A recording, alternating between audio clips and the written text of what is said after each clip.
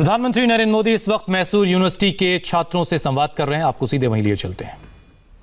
ऐसे ही कार्यक्रम में दीक्षा लेते हुए देखा है जिनका राष्ट्र निर्माण में अहम योगदान रहा है।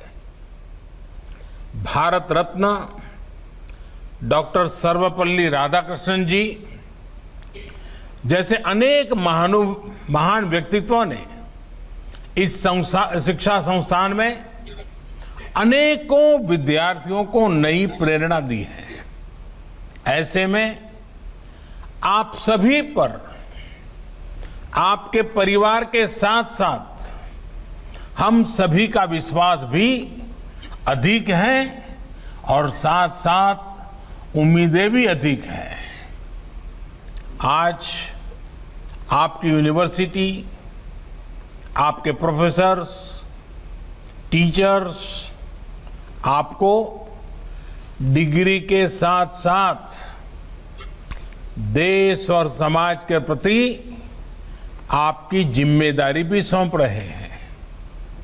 साथियों, हमारे यहाँ शिक्षा और दीक्षा युवा जीवन के दो अहम पड़ाव माने जाते हैं।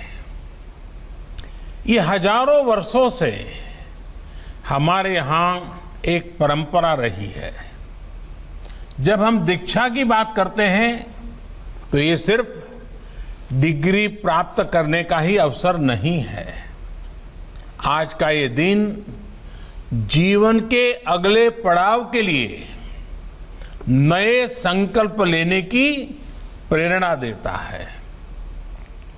अब आप एक फॉर्मल यूनिवर्सिटी कैंपस से निकलकर रियल लाइफ यूनिवर्सिटी के विराट कैंपस में जा रहे हैं। एक ऐसा कैंपस होगा जहां जो नॉलेज आपने हासिल की है उसकी एप्लीकेबिलिटी काम आएगी। साथियों, महान कन्नड़ लेखक और विचारक गोरूरु रामस्वामी अयंगर जी ने कहा है, शिक्षण वे जीवनद वेलकु, यानी एजुकेशन जीवन के मुश्किल रास्तों में रोशनी दिखाने वाला माध्यम है। आज हमारा देश जब परिवर्तन के एक बड़े दौर से गुजर रहा है तब उनकी ये बात बहुत ज्यादा प्रासंगिक है। बीते 5-6 साल ये निरंतर प्रयास हुआ है कि हमारी शिक्षा, भारत का एजुकेशन सिस्टम छात्रों को 21वीं सदी की आवश्यकताओं के बीच आगे बढ़ने में भी और मदद करें। विशेष तौर पर हायर एजुकेशन में साथियों, आजादी के इतने वर्षों के बाद भी साल 2014 से पहले तक देश में 16 IITs थी। 2014 तक भारत में 9 ट्रिपल IITs थी। इसके बाद के 5 सालों में 16 ट्रिपल IIT बनाई गई है। साथियों, बीते 5-6 सालों से हायर एजुकेशन में जो प्रयास हो रहे हैं, ये प्रयास सिर्फ नए इंस्टीट्यूशन खोलने तक ही सीमित नहीं है।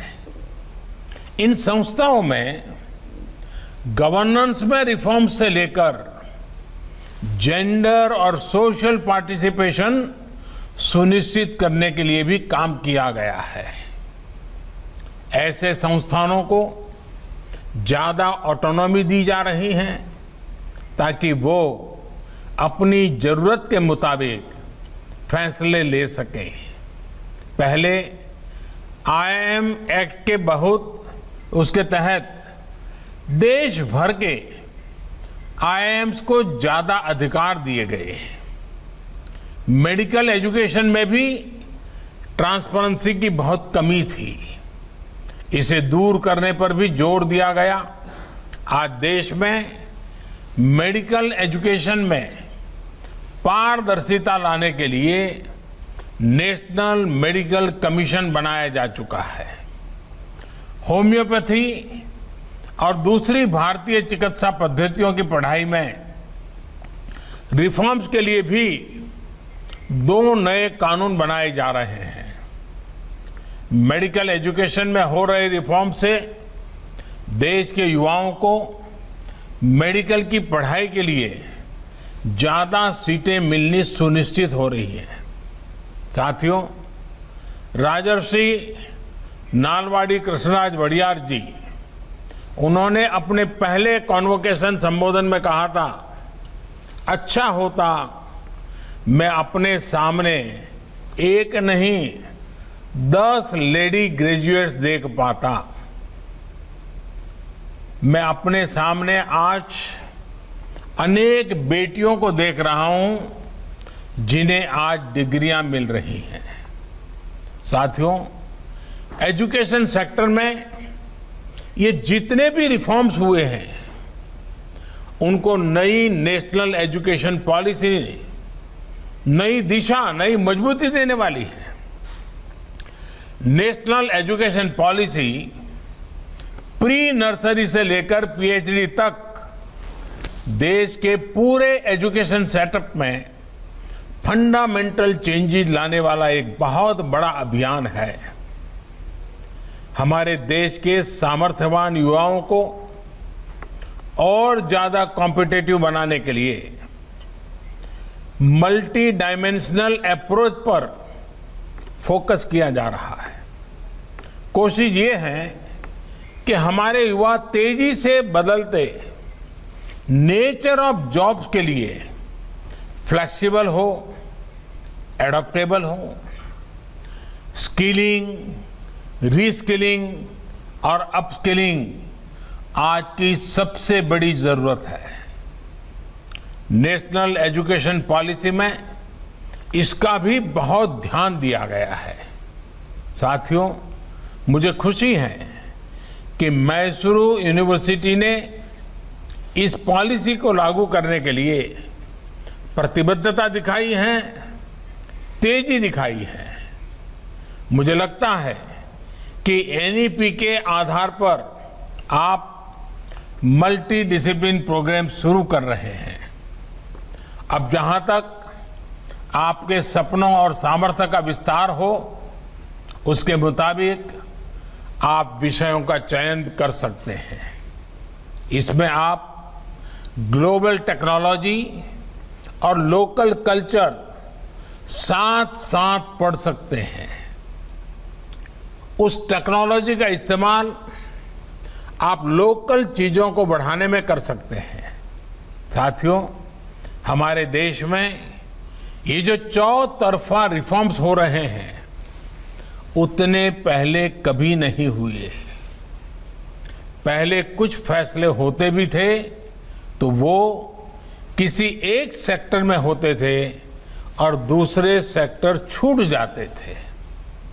बीते 6 सालों में मल्टीपल रिफॉर्म्स हुए हैं, मल्टीपल सेक्टर्स में रिफॉर्म हुए हैं। अगर एनईपी देश के एजुकेशन सेक्टर का फ्यूचर सुनिश्चित कर रही है तो ये आप जैसे युवा साथियों को भी एम्पावर कर रही है। अगर खेती से जुड़े रिफॉर्म्स किसानों को सशक्त कर रहे हैं तो लेबर रिफॉर्म्स लेबर और इंडस्ट्री दोनों को ग्रोथ, सिक्योरिटी और ट्रस्ट दे रहे हैं। डायरेक्ट बेनिफिट ट्रांसफर, इससे हमारा जहां हमारे पब्लिक डिस्ट्रीब्यूशन सिस्टम में सुधार आया है तो वहीं रेरा से हमारे होम बायर्स को सुरक्षा मिली है। देश को टैक्स के जाल से मुक्ति दिलाने के लिए अगर जीएसटी लाया गया तो टैक्स पेयर को परेशानी से बचाने के लिए फेसलेस असेसमेंट की सुविधा हाल ही में शुरू की गई है। इंसॉल्वेंसी बैंक्रप्सी कोड इससे जहां पहली बार इंसॉल्वेंसी के लिए एक लीगल फ्रेमवर्क बना, तो एफडीआई रिफॉर्म से हमारे यहां इन्वेस्टमेंट बढ़ रहा है। साथियों, आपने बीते 6-7 महीने में ये देखा होगा कि रिफॉर्म्स की गति और दायरा दोनों बढ़ रहा है। खेती हो, स्पेस हो, डिफेंस हो, एविएशन हो, लेबर हो, ऐसे हर सेक्टर में ग्रोथ के लिए जरूरी बदलाव किए जा रहे हैं। अब सवाल ये है कि आखिर ये किया क्यों जा रहा है? ये आप जैसे करोड़ों युवाओं के लिए ही किया जा रहा है। इस दशक को भारत का दशक बनाने के लिए किया जा रहा है। ये दशक भारत का तभी होगा जब हम आज अपनी फाउंडेशन को मजबूत रखेंगे। युवा भारत के जीवन में ये दशक बहुत बड़ा मौका लेकर आया है। साथियों, देश के बेहतरीन एजुकेशन इंस्टीट्यूट में से एक होने के नाते मैसूर यूनिवर्सिटी को भी हर नई स्थिति के हिसाब से इनोवेट करना होगा। पूर्व कुलपति महान कवि साहित्यकार कुवेम्पू जी ने यूनिवर्सिटी के मेन कैंपस को मान संगोत्री यानी मन का शाश्वत प्रवाह का जो नाम दिया था, उससे आपको निरंतर प्रेरणा प्राप्त करनी है। आपको incubation centres, technology development centres, industry academy linkage और इंटरडिसिप्लिनरी रिसर्च जैसे विषयों पर और ज्यादा फोकस करना होगा। यूनिवर्सिटी से ये भी अपेक्षा है कि वो कंटेम्पररी और ग्लोबल इश्यूज के साथ साथ लोकल कल्चर, लोकल आर्ट और हमारे सोशल इश्यूज से जुड़ी रिसर्च को बढ़ावा देने की अपनी परंपरा का और विस्तार करें। साथियों, आज जब इस महान कैंपस से बाहर निकल रहे हैं तो मेरा आपसे एक और आग्रह है। आप में हर एक के पास जो अपनी ताकत है, अपना सामर्थ्य है, उसके आधार पर एक्सीलेंस अचीव करने की हमेशा कोशिश करें। आपको एक सीमित दायरे में, एक बॉक्स में ही फिट होने की कोई जरूरत नहीं है। हो सकता है कि जिस बॉक्स में फिट होने की आप कोशिश कर रहे हैं वो बॉक्स आपके लिए बना ही ना हो। अपने लिए समय निकालिए, इंट्रोस्पेक्ट कीजिए, अपनी ताकत को पहचानिए और जमीन से जुड़ी हर उस चीज का अनुभव लीजिए जो लाइफ आपके सामने रख रही है। इससे आपको अपना आगे का मार्ग चुनने में बहुत मदद मिलेगी। न्यू इंडिया अवसरों की धरती है। कोरोना के इस संकट काल में भी आपने देखा होगा कि कितने ही नए स्टार्टअप्स हमारे नौजवानों ने खोले हैं। ये स्टार्टअप्स कर्नाटका ही नहीं, देश की भी बहुत बड़ी ताकत है। मुझे विश्वास है असीम अवसरों की इस धरती पर आप अपने सामर्थ्य, अपनी प्रतिभा से देश के लिए बहुत कुछ करेंगे। आपका विकास सिर्फ आपका विकास नहीं होगा, देश का विकास होगा। आप आत्मनिर्भर बनेंगे तो देश भी आत्मनिर्भर बनेगा। पुलवामा में सुरक्षा बलों पर हमला हुआ है। पूरी खबर आपको देंगे ब्रेक के बाद।